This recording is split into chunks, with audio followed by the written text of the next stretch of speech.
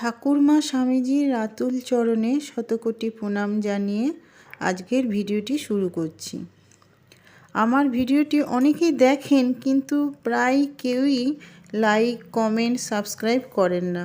495 জন দেখে হয়তো 2 জন লাইক করেন।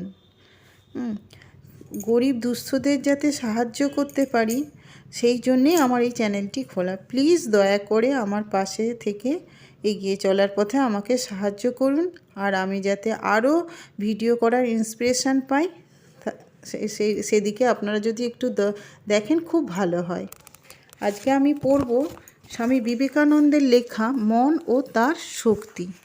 লস অ্যাঞ্জেলেস, ক্যালিফোর্নিয়া, 8ই জানুয়ারি 1900 খ্রিস্টাব্দ। সর্বযুগে পৃথিবীর সর্বত্রই মানুষ অতি প্রাকৃতিক ব্যাপার বিশ্বাস করিয়া আসিয়াছে। অসাধারণ ঘটনার কথা আমরা সকলেই শুনিয়াছি। এ বিষয়ে আমাদের অনেকের নিজস্ব কিছু অভিজ্ঞতাও আছে। বিষয়টির প্রস্তাবনা রূপে আমি বরং তোমাদের নিকট প্রথমে আমার নিজের অভিজ্ঞতালব্ধ কয়েকটি ঘটনারই উল্লেখ করিব। একবার এক ব্যক্তির কথা শুনিয়াছিলাম। মনে মনে কোনো প্রশ্ন ভাবিয়া তাহার কাছে যাওয়া মাত্রই তিনি সেই প্রশ্নর উত্তর দিয়া দিতেন। আরও শুনিয়াছিলাম তিনি ভবিষ্যৎবাণীও করেন। মনে কৌতূহল জাগিল, তাই কয়েকজন বন্ধুর সঙ্গে তাহাকে দেখিতে গেলাম। প্রত্যেকেই মনে মনে কোনো না কোনো প্রশ্ন ঠিক করিয়া রাখিলাম, এবং পাছে ভুল হয় সেই জন্য প্রশ্নগুলি এক এক খণ্ড কাগজে লিখিয়া নিজ নিজ জামার পকেটে রাখিয়া দিলাম। আমাদের এক একজনের সঙ্গে তাহার যেমনি দেখা হইতে লাগিল, অমনি তিনি তাহার প্রশ্নের পুনরাবৃত্তি করিয়া উত্তর বলিয়া দিতে লাগিলেন। পরে এক খণ্ড কাগজে কি লিখিয়া কাগজটি ভাঁজ করিয়া আমার হাতে দিলেন, এবং তাহার অপর পিঠে আমাকে নাম স্বাক্ষর করিতে অনুরোধ করিয়া বলিলেন, এটি দেখিবেন না, পকেটে রাখিয়া দিন। যখন বলিল তখন বাহির করিবেন, যখন বলিব তখন বাহির করিবেন। আমাদের সকলের সঙ্গে এই রকম করিলেন। তারপর আমাদের ভবিষ্যৎ জীবনে ঘটিবে এমন কয়েকটি ঘটনার কথাও বলিলেন। অবশেষে বলিলেন, আমাদের যে ভাষায় খুশি কোনো শব্দ বা বাক্য চিন্তা করুন। আমি সংস্কৃত ভাষায় একটি প্রকাণ্ড বাক্য মনে মনে আওড়াইলাম। সংস্কৃতে বিন্দু বিসর্গও তিনি জানিতেন না। তিনি বলিলেন, পকেট হইতে কাগজটি বাহির করুন তো দেখি।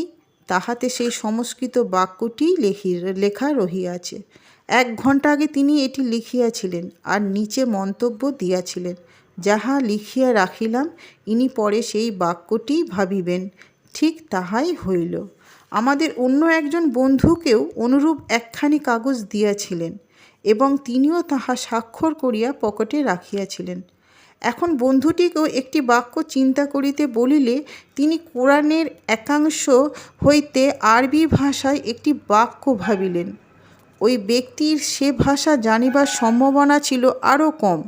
বন্ধুটি দেখিলেন সেই বাক্যটি কাগজে লেখা আছে। সঙ্গীদের মধ্যে আর একজন ছিলেন ডাক্তার।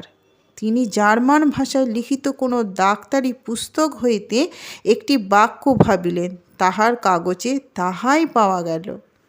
সেদিন হয়তো কোনোরূপে প্রতারিত হইয়াছি ভাবিয়া কিছুদিন পরে আমি আবার সেই ব্যক্তির নিকট গেলাম। সেদিন আমার সঙ্গে নূতন আর একদল বন্ধু ছিলেন। সেদিনও তিনি অদ্ভুত সাফল্যের পরিচয় দিয়াছিলেন। আজ এই পর্যন্ত।